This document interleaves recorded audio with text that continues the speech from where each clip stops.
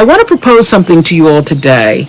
I want to propose that you resolve something very powerful, to love who you are right now. And of course, I think that wanting to be your best self and setting goals and intentions is really major. Take a moment to look at what is really running through your mind about yourself that may be holding you back. The energy of the universe responds to positivity. And so if you're telling yourself you're not slim enough, you're not good enough, when that negative chatter starts in your head, stops, lean away from it. When you let those thoughts of not being enough seep in, you can't really act out the best of yourself. So your actions must be in alignment with all the goodness and strengths that you know to be true about yourself. Life is like a wave, and you ride it through the ups and downs, the steady times, and then you anchor yourself in the storms. A mistake is a life experience designed to move you in a different direction. And a mistake might be more important to your supreme destiny than even a triumph. Know that your life is way bigger than any one experience, so when those mistakes happen, you use them to guide you to the next right move. What mistake or mistakes have you made in your life that you need to, number one, forgive yourself for? And what mistakes turned out to be blessings in disguise? It's all about progress, not about perfection, because nobody's perfect. It's about progress. I believe that when you're fully present, that's when you're actually fully alive. You're clearer, you're more calm, you're not distracted and able to experience all the nuance and wonder of a life more awakened. So when we can just tune into what's just in front of us, life becomes simpler and less crowded with the to-dos, the what-ifs, and the why-nots. And when you need to focus on what to do or what to do next, the focus is just that. So deeper human connection comes from that way of operating in the world. And the now becomes your everything.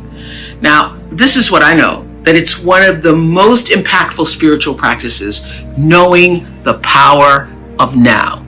Because the only moment we all have, you have, I have, is now. Past, already gone. The future, not even your next breath, guaranteed. Letting go of energy that's clouding your vision and holding you back. It's a life practice that I learned long ago that has freed me, so many ways. It's a fact that holding grudges against somebody who's done you wrong, or revisiting hurtful situations in your head over and over, only weighs you down and prevents you from being who you're meant to be right now, because you're still energetically holding on to the past. The energy that you put into constantly rewinding to the resentment. Why did they do that? Why did they say that to me? I didn't deserve to be treated that way. All of that only keeps you stuck. It will never change what happened. You gotta press stop and reject the urge to keep replaying, so that you can then fast forward into the now for yourself. You know, a lot of people think that holding on to things that disempowered them is going to somehow magically turn it around. You have to release the notion, give up the hope that the past could have been any different. And you also must release the idea that people would do what you might do in any given instance. This is a big one. I had to learn and relearn before I actually got it. Expecting people to do what you would do in a situation only leads to your disappointment, not theirs. They're going on with their life. So let people be who they are, and either you accept it or you don't. Not doing that keeps you stuck in a circumstance that actually costs you time, costs you energy. And I can guarantee that oftentimes the person on the other side of the bitterness you're holding on to, they're not even thinking about you. In fact, they probably have just moved on. They certainly aren't obsessing the way you are. Think of it like letting go of any bad habit that just doesn't serve your well-being. Not an easy task. Taking the road to a more enlightened, healthy existence never is. So this is what I want to ask you to ask yourself. Why am I holding on to this? How is this serving me? And really think about the answer. Maybe it makes you feel validated. Maybe it makes you feel righteous. Or maybe taking on the pain is your way of recognizing the injustice, so that even though it won't be made right, it can at least not be forgotten. It's very difficult for me to even see myself as successful, because I still see myself as in the process of becoming successful. To me, successful is getting to the point where you are absolutely comfortable with yourself, and it does not matter how many things you have acquired.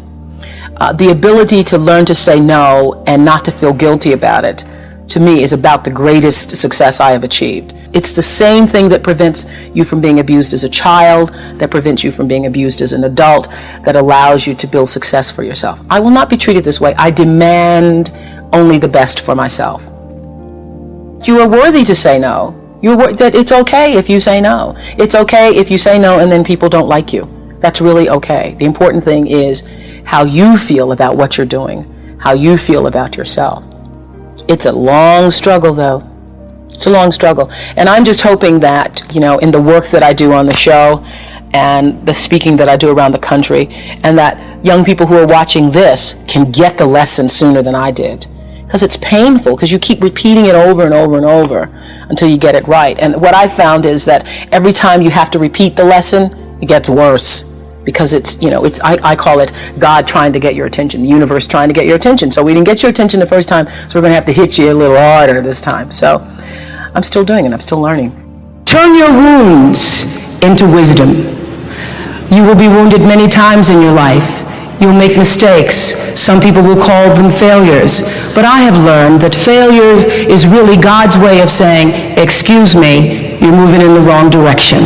What is the truest, highest vision that you hold for yourself? No matter where you are in your life, there's always the next level. There's always the next level to the last breath. So I feel that I always knew that I would be done with the show when I felt like, I've said as much as I could say here on this platform. So I feel that until you have used your value as a human being, you're not done. I teach them that there is no life without cultivating a spiritual life, because you are first and foremost a spiritual being having a human experience. And if you lose sight of that, it's easy to get lost in the world, and no one can save a world that they're lost in when they've lost sight of their own North Star. So having a spiritual life actually means actively and ritually creating the space in your life all the time for gratitude, for kindness, for empathy, for inspiration, for joy, and for reverence for life in the home of your soul first.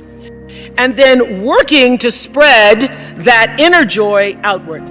It means slowing down. It means taking in the moment. It means being exactly where you are, not distracted somewhere else. It means knowing who you are and getting about the business of fulfilling why you really came to our planet. It is your job to make yourself whole. Not perfect, but whole and full. Your real work in life, your real work, is to fill yourself till your cup runneth over, so that you're never grasping and needy, clamoring and insecure. When you're saying, I know who I am, and I'm telling you, it's the thread that runs through everything. It's the thing that allows you to stand in your own truth. And one of the things for years that Maya Angelou used to say to me is, baby, you need to know that you alone are enough.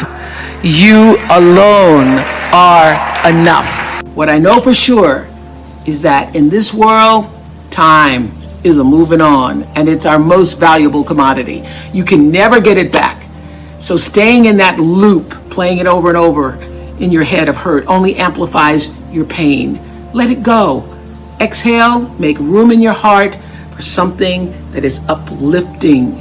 Surround yourself with people who want the best for you. You have the ability to shift the DNA of your spirit and control how you perceive life. So why not lighten your load and let it go? Living integrity means living in a way that honors your truest self. It's doing the thing that you know you're supposed to do. My friend Martha Beck says that deep down, we all know what makes us happy and how to create your best possible life. And that knowledge is actually coded into your very nature. But I also know how challenging it can be to listen and trust your own inner voice, especially when you feel the pressures of what everybody else thinks you're supposed to be doing. You're supposed to get married. You're supposed to stay married. You're supposed to have a baby. You're supposed to have a picture-perfect home. But here's something that I'm hoping you all will realize for yourself. Sometimes it takes doing the things that people or society say you're not supposed to be doing to find out what is true for you. What are you really supposed to be doing? For example, at the very beginning of my career, some of you have heard this story, I worked as a news anchor and reporter in Baltimore. It taught me a lot about life. And during that time, I knew I wasn't being my authentic self. I didn't like doing the news. I just didn't like it. But the voice of my father, who thought he knew what I was supposed to do, and even my own voice saying, wow, this is an important job. My father was saying, don't you give up that job, girl. You're making $25,000. You're never going to make that in 1 year. So eventually, my bosses let their feelings be known. They took me off the news and put me on this local talk show called People Are Talking. And when that decision was made at first, I thought it was a demotion. But after one day on that talk show, I felt so energized and so fueled. I knew that I had come home to myself. And that's what living integrity, even in your work, feels like. So trust me when I say that only you know what that feels like for you. And with that in mind, I want us to be more in alignment with the truth for ourselves this week. Who you're meant to be, who you are right now.